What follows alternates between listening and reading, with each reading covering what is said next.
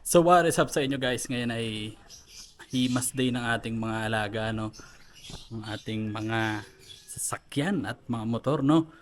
Kaya yun, medyo rest day kasi ngayon. Usually ginagawa ko talaga to pagka pahinga na araw, no? Kaya yun, samahan nyo ako mag change oil saka asikaso ng ating mga alaga, no?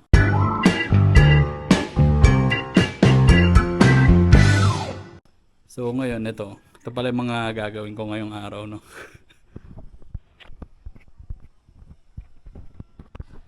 Yun. Itong NMAX guys, sa kapatid ko to. Palitan natin ng brake pad sa likod kasi maingay na. No? Tapos itong si Doming, i-change oil natin to guys. Kasi June niya na rin for change oil, no? Medyo malaki-laki na yung tinakbo niya. Kaya kailangan ng palitan ng langis. Checkin na rin natin yung mga dapat i-check, no? So ito namang Wigo guys. Kailangan natin tong change oil din, no? Layo na ng tinakbo na ito pero hindi pa na-change oil. Kaya ang change oil natin yung Wigo. Ayusin natin. Check natin mga dapat palitan. Saka higpitan ko rin yung handbrake, no guys. Para yun, smooth na smooth na. Pwede na ulit pumiyahe. So yun guys, samahan nyo ako.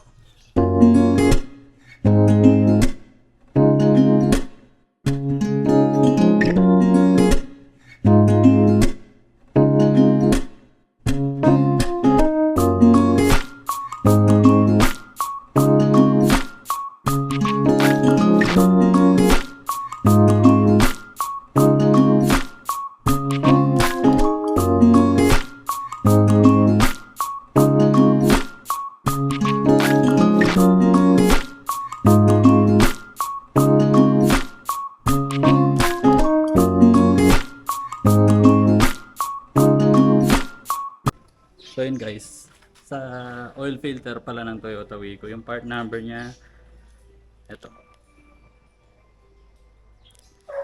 Yan, sa Shopee ko lang siya in-order guys. Yung oil filter na to. So, same lang siya na ito. Pinagpapalitan natin. Yan guys, sa langis pala na itong Wigo. Ito lang gamit ko guys. Hindi siya fully synthetic kasi matagal hindi na change oil. So ko lang malinis muna yung makina. No? Kaya ito muna for the meantime, tapos papalitan ko rin siya ng fully synthetic pagka confident na ako na medyo malinis-linis na. So yun.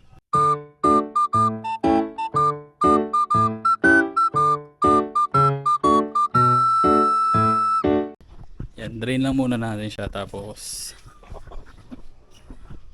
ayusin muna natin yung NMAX. Palitan natin ang brake pad para umaandar yung ginagawa natin. May progress. So yun guys, yun nyo naman yung brake pad na to. Bakal na eh. So kailangan na talagang palitan, no? Kaya tumutunog, maingay na rin eh. Bakal na oh. Sulit yung pagkakagamit eh, no? Pero nakapagpalit na siya nito eh. Local nga lang yung pinalit niya. Ngayon papalitan natin ng genuine. Kaya yun. Bakal na yung kumakadkad eh. Buti hindi natamaan yung rayos. Ay yung rotor disc. Medyo natamaan na nga rin eh. Oh. Nararamdaman mo meron ng tama. Pero yun. Palitan natin. Baka kaya pa isalba. Bahala ka sa buhay mo. Ipapalit natin guys. Genuine part. A few moments later. So yun guys, napalitan na natin yung brake pad nitong NMAX, no? Yan, no? Testingin natin ngayon, no? Ipandar-andarin lang natin kung goods ba yung ginawa natin. Testing natin.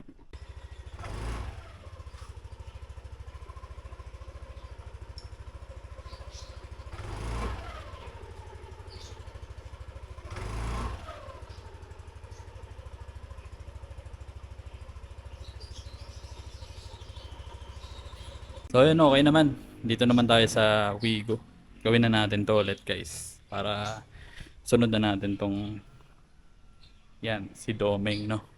Tapos we're good na. Car wash pa pala ni Domeng. So ayun. Tuloy natin guys.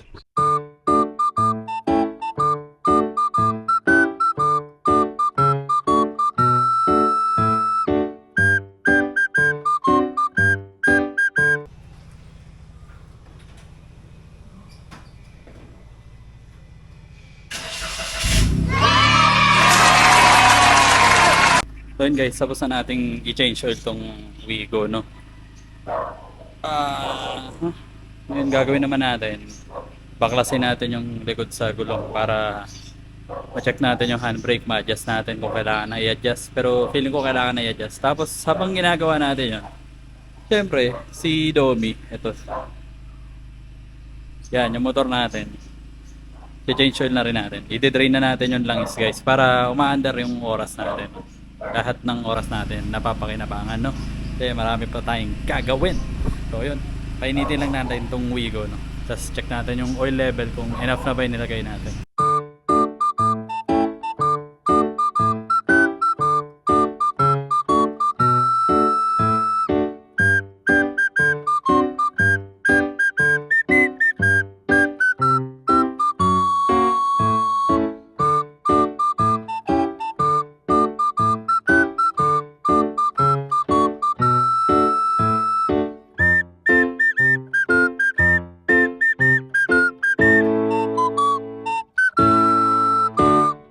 So yun guys, tuloy yung vlog. Naputol kanina, nag-overheat. Nag-overheat yung camera, sobrang init dito. Wait lang, tuloy natin. Dito na tayo sa kay Doming guys. Nahigpitan ko na rin yung handbrake ng Wigo. Pero pininturahan ko na rin kasi guys yung kanyang mga hubcap or yung mga sa drum brake guys. Ito. Yan. Ginawa ko na rin yan para sulit na rin yung baklas natin, no? Bahala ka sa buhay mo. Buti may natira pa akong spray dito, spray paint. Kaya napinturahan ko. Ngayon, tuloy natin yung gawa guys. Dito na tayo kay Doming sa ating motor, no?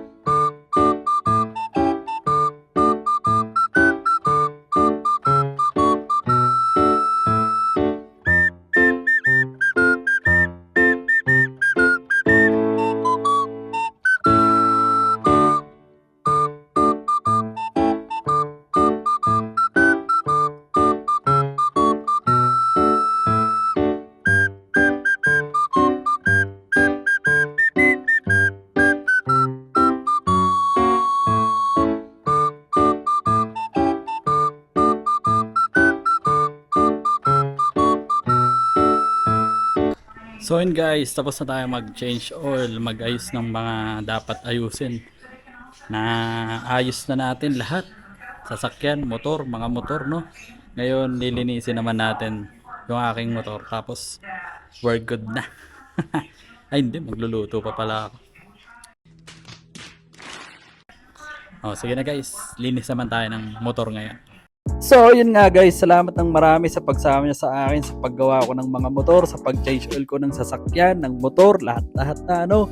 Ayun, hindi ako expert guys, pero iiwan ko sa inyo yung kataga na dapat kahit papaano alam nating ayusin or i-check up yung ating mga sasakyan, i-troubleshoot. Kahit basic lang guys, napakalaking tulong nun at napakalaki ng masasave natin kung alam natin yung troubleshoot or yung basic lang sa pag-aayos ng ating mga sasakyan. So yun, salamat ulit ng marami. Hanggang sa muli guys. Paalam!